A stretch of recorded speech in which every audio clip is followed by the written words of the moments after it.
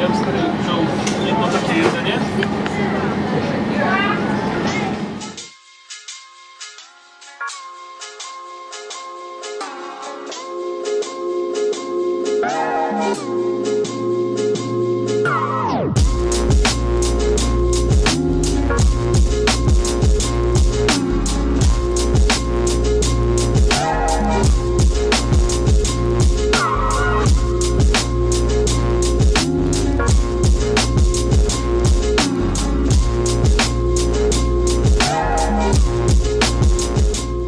Pekin, czyli Beijing, co oznacza północną stolicę.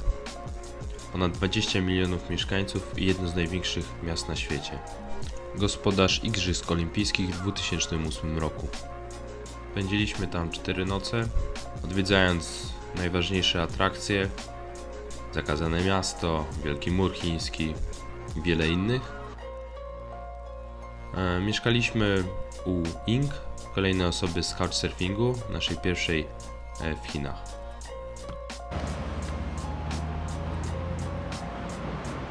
Normalnie jak w Tokio i Japonii.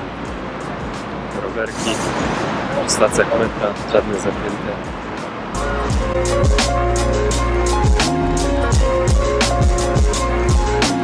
Tak, no niestety smog to jest duży problem nie tylko w Pekinie, ale i w całych Chinach. Pewnie policja sobie ucina drzwi.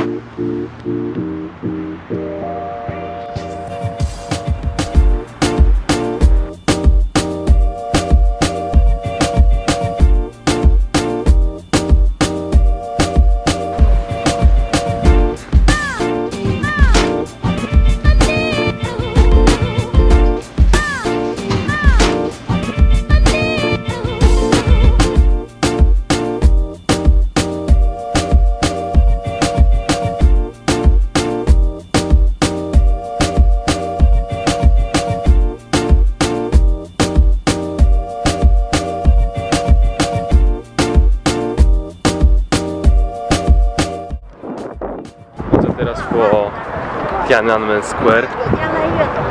Jest to plac Niebiańskiego Spokoju. Wybudowany w 1651 roku. No tutaj też doszło do masakry w 1989 roku, kiedy komuniści zabili tysiące protestujących studentów. Za mną znajduje się Zakazane Miasto, główne wejście do Zakazanego Miasta. Tutaj mamy Monument of People's Heroes i świątynię Niebiańskiego Spokoju. Będę się wolnałem i budynek znajdujący się za mną wcale nie jest świątynią Niebiańskiego Spokoju, tylko jakimś muzeum. Tiananmen Square jest też największym placem na świecie. Jest to 440 000 metrów kwadratowych.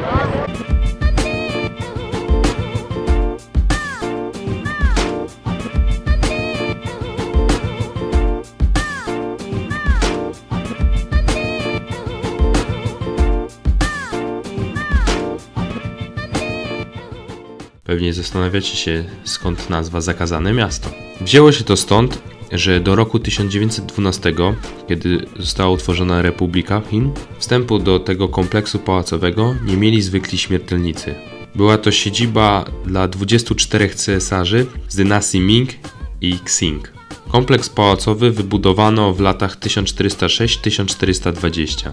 W sumie wzniesiono około 800 pałaców i takich małych pawilonów. Legenda głosi, że w sumie znajduje się tam 9999 pomieszczeń.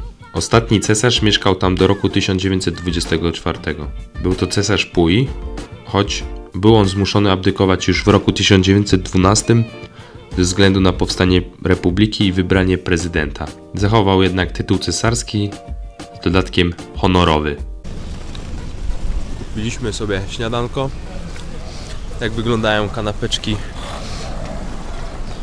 śniadaniowe po chińsku. Jak Ci smakuje, Tomek?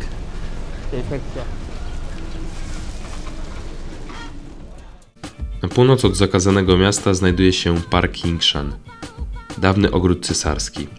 W centralnym punkcie znajduje się sztucznie wzniesione wzgórze z ziemi wydobytej z fosu Pałacu Cesarskiego w roku 1421. Ma wysokość 48 metrów, a na szczycie znajduje się jeden z 5 pawilonów znajdujących się na terenie parku. W miejscu tym wolny czas spędza mnóstwo starszych ludzi.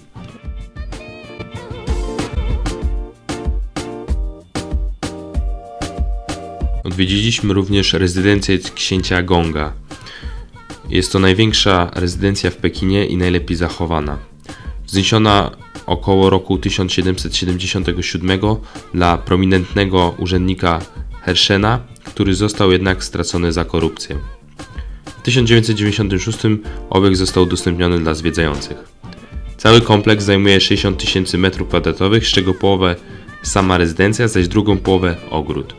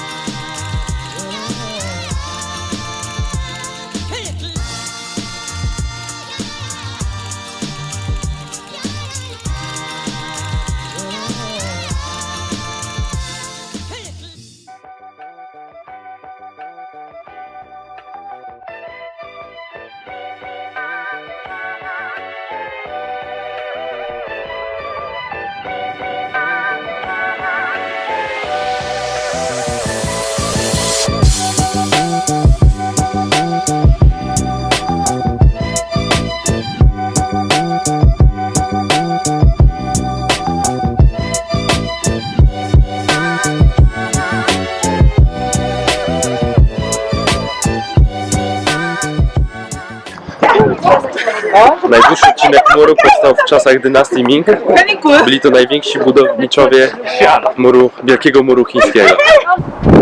Inne źródło z kolei mówi, że budowę rozpoczęto w czasach dynastii Zhong między rokiem 1122 a 770 przed Chrystusem. Budowany mur miał za zadanie powstrzymać najazdy koczowniczych plemion z Mongolii.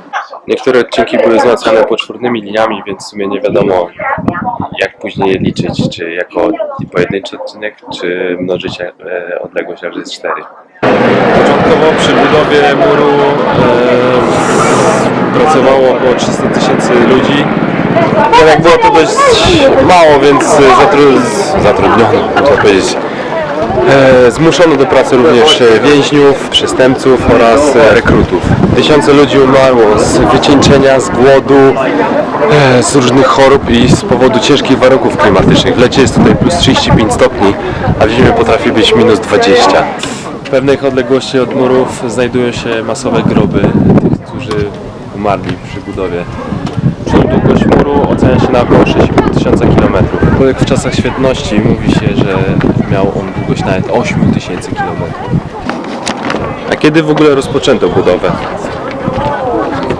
Mówi się o dwóch okresach. Jednym okresem jest między 770 a 476 rokiem przed murem. A teraz chyba najostrzejszy odcinek przede mną.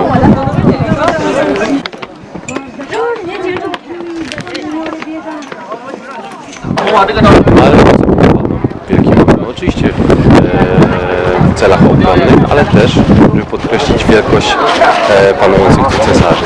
Generalnie przy budowie zmarło prawdopodobnie milion osób. Krążą też legendy, że kiedyś pewien czarownik powiedział cesarzowi, że mur nie będzie trwały, jeżeli nie zostanie pogrzebany w nim van ludzi. Van oznacza 10 000 ludzi. W Cezar z kolei zrozumiał, że musi znaleźć człowieka o imieniu Pan. I tak jak pomyślał, tak zrobił. Kazał go znaleźć, zabić i pogrzebać w fundamentach Wielkiego Muru Chińskiego. Też Wielki Mur Chiński często nazywano wielką ścianą płaczu lub najdłuższym cmentarzem świata. Oczywiście, będąc w Pekinie, musieliśmy skosztować najsławniejszego dania, czyli kaczki po pekińsku. Niestety nie mieliśmy szczęścia i restauracja, którą wybraliśmy, nie okazała się dobrym wyborem i nasza kaczka nie była wcale tak pyszna, jaką opisywali.